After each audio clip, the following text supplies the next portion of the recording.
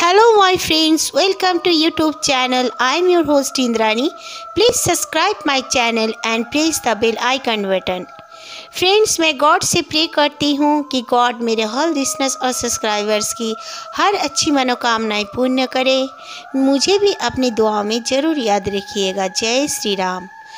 असली story, horror stories, भूत, चुड़ैल, जिन, आत्मा, इनकी अगर स्टोरी आप लोगों को सुननी है रोज़, तो मेरे चैनल को ज़रूर से ज़रूर सब्सक्राइब करें।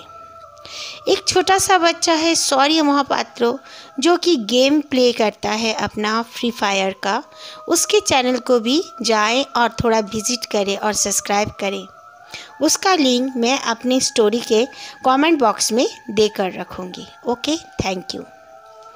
आज के जो स्टोरी सेंडर हैं उनका नाम है असीम। असीम बताते हैं वो अपने दादाजी की कही एक स्टोरी हमारे साथ शेयर कर रहे हैं। मेरे दादाजी हम जब छोटे थे हमेशा कुछ न कुछ स्टोरी हमें सुनाया करते थे। हम लोग तब बिहार के एक गांव में रहा करते थे।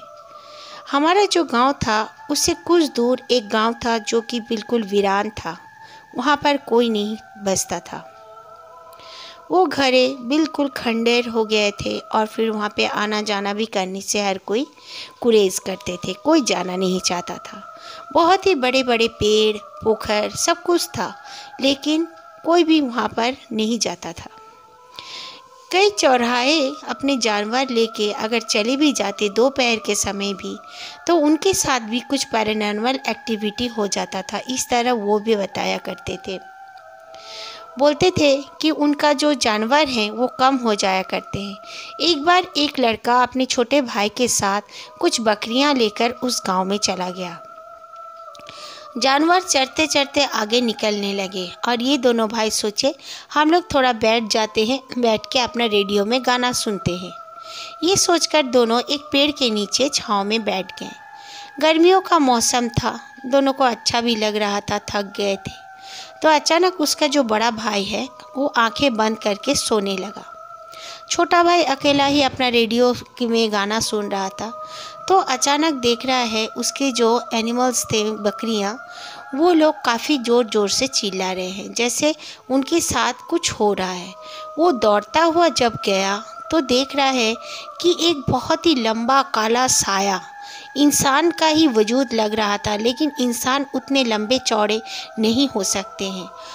उसे बस साया का ही वजूद दिखा, कोई इंसान का बिल्कुल फिगर कुछ नहीं दिखा। वो दो बकरियों को खींचते हुए खंडर के अंदर ले जा रहा है। ये दौड़ के अपने बड़े भाई के पास आया, आकर बोलने लगा, भैया चलो, हमारे जानवर मुसीबत में हैं, वहाँ पर मैंने कुछ देखा है।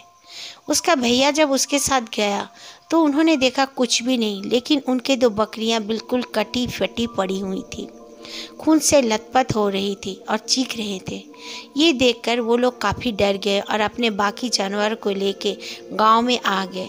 गांव में आने के बाद उन्होंने अपने बुज़ुर्गों से इस बारे में बात की, तो उन्होंने कहा कि भूल कर भी उस तरफ मत जाया करो, क्योंकि हम लोग वहाँ पर जाना एकदम निषेध कर चुके हैं। वहाँ पर जाना मतलब अपना जान से हाथ धोने का बराबर होता है। वो गांव अभी भी उसी तरह पड़ा हुआ है। वहाँ पर एक बहुत ही पुराना कब्रिस्तान भी है और स्मशान घाट भी है। सब कहते हैं कि वहाँ पर एक चुड़ैल का बसेरा भी हो चुका है और उनका पूरा खानदान वहाँ पर बसा हुआ है। एक बार एक औरत अपने छोटे बच्चे को लेकर रात के समय में इसी तरह वो गांव को पार करके आ रही थी। गांव से अंदर भी नहीं, बिल्कुल रोड में वो आ रही थी, अपने गांव गई हुई थी। उसके बाद अपने घर आ रही थी। आते आते देखती है कि एक औरत काफ़ी खूबसूरत सी एकदम दुल्हन जैसे सजी हुई है, छोटे से बच्चे को लेकर वो उनके आगे आगे चल रही है। पहले उसे दिखी नहीं थी, अचानक से देख रही है कि वो औरत आगे आगे चल रही है। बिल्कुल चमकदार कपड़े और बहुत ही छन छन आवाज़ करते हुए पायलों का वो आ रही है। उसके बाद उसका बच्चा भी थोड़ा थोड़ा रो रहा है और वो बोल रही है, मत रो बेटा, चलो उस गांव में चलते हैं, नानी माँ तुमको ज़रूर दूध देगी। इस तरह की वो कुछ बोल रही थी। वो औरत सोची कि इतनी रात गए, कौन हो सकता है, इतने छोटे बच्चे को लेकर वो जा रही है। मैं तो मुसीबत में पड़ गई थी, इसीलिए इस रास्ते से इतनी रात को जा रही हूँ। वो औरत ने सोचा कि मैं पूछती हूँ, इतने छोटे बच्चे को लेकर वो गांव पैदल ये औरत क्यों जा रही है। जब वो उसके सामने आना चाहती थी तो देखी कि वो औरत बिल्कुल हवा में गायब हो गई। ये देखकर औरत काफ़ी डर गई और अपने बच्चे को लेकर भगवान का नाम लेते हुए चली आई। फिर आते आते जब उसको मोड़ना था अपने गांव में, फिर से वही औरत उसे दिखी। वो अब की बार काफ़ी डर चुकी थी और समझ चुकी थी कि ये कोई इंसान नहीं हो सकती। वो वहीं पे खड़े रह गई अपने बेटी को लेकर। उसका बेटी करीब करीब 13-14 साल की थी। फिर वो देखती है कि वो जो दुल्हन जैसी औरत सजी हुई थी, छन छन आवाज़ करते हुए आ रही थी, वो फिर से अपने बच्चे को, बिल्कुल रोते हुए बच्चे को भुला रही है और फिर बोल रही है, नानी माँ तुम्हें दूध दे देंगे। उसकी बातें पूरी तरह सुनाई पड़ रही थी क्योंकि एकदम सुनसान रात था। उसके बाद धीरे धीरे देखती है कि वो औरत का कद जैसे लंबा होते जा रहा है। ये देखकर वो औरत काफ़ी डर गई और अपने बेटी को दूसरे रास्ते से घर आने के लिए वो लोग चले आए घर पर। उसके बाद वो घर में आकर जब बताई तो उसके सासू माँ ने कहा कि इतने रात गए, तुम लोग को आने का ज़रूरत क्या था, अकेले तुम लोग बच गए हो, नहीं तो वो चुड़ैल किसी को ऐसे में छोड़ती नहीं है, दिल निकाल लेती है और इंसान को मार डालती है। ये सुनने के बाद गांव के बहुत लोग ये बात सुने और फिर वो लोग डरने लगे। रात में उस रास्ते से भी आने के लिए हर कोई डरता था। अकेले आना तो दूर, कई लोगों के साथ आने से भी बहुत जन डरते थे। असीम बताते हैं उसी तरह उनके दादाजी का छोटा भाई एक दिन अपने दुकान से बहुत लेट से आ रहे थे। उनका कुछ काम था इसीलिए लेट से आ रहे थे। आते आते वो देखते हैं रास्ते में वही गांव के एंटर में ही ठीक एक औरत बैठी हुई है अपने छोटे बच्चे को लेकर। बच्चा कंटिन्यू रोए जा रहा है और वो औरत उसको ऐसे ही पैर हिला हिला के, जैसे रोने से बच्चे करते हैं माएँ, वैसे कर रही है।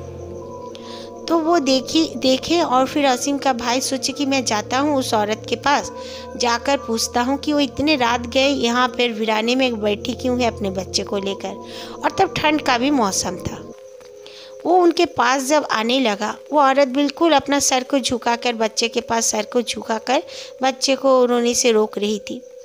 जब वो आके पूछने लगा कि सिस्टर आपको क्या प्रॉब्लम है, इस तरह को कुछ पूछा, तो पूछने पर वो औरत जब उसके आँखों से मतलब देखी ऊपर उठाकर मुंह को, तब बिल्कुल उसके आँखें नहीं थे, उसके होंठ भी नहीं थे, खाली दांत निकले हुए थे और आँखें के सामने में बिल्कुल सफ़ेद सफ़ेद रंग का आई बॉल्स बोलकर कुछ नहीं था। ये देखकर असीम का जो भाई था काफ़ी डर गया और घर आकर उसे बहुत बुखार होने लगा। असीम लोग सोचते थे कि दादाजी के समय में ही शायद वो चुड़ैल दिखती थी, मगर वैसा नहीं। अभी भी उस वीराने में अगर कोई अकेला आना जाना करता है तो किसी न किसी को जरूर वो चुड़ैल खुद को जाहिर कर देती है। और सब कहते हैं कि वो चुड़ैल कभी स्मशान में घूमते रहती है अपने पायल छन छन करते हुए, तो कभी कब्रिस्तान में। एक रास्ते पर वही स्मशान से और कब्रिस्तान सामने सामने ही है, काफ़ी खजूर के पेड़ हैं। कभी कभार कोई देखते हैं कि वो खजूर के पेड़ से इस पेड़ से वो पेड़ वो बिल्कुल झूलती हुई इधर उधर जाती है। सबको पता ही चल जाता है कि ये और कोई नहीं, वो एक चुड़ैल है। अभी भी काफ़ी लोग वहाँ से आना जाना करने से डरते हैं और दोपहर को भी वहाँ पर जाना पसंद नहीं करते। लेकिन कहते हैं कि उस गांव में इतना साल से कोई नहीं रहता, लेकिन पेड़ और पोखर सब कुछ हरा भरा रहता है। ना पोखर वहाँ पे सूखता है, ना कुआं का पानी कभी सूखता है। बहुत ही अच्छा हालत में वो गांव है। इसीलिए हर कोई सोचते तो है कि वो गांव भी बस जाए तो अच्छा है, लेकिन वो चुड़ैल के वजह से वो गांव बिल्कुल वीरान पड़ा हुआ है।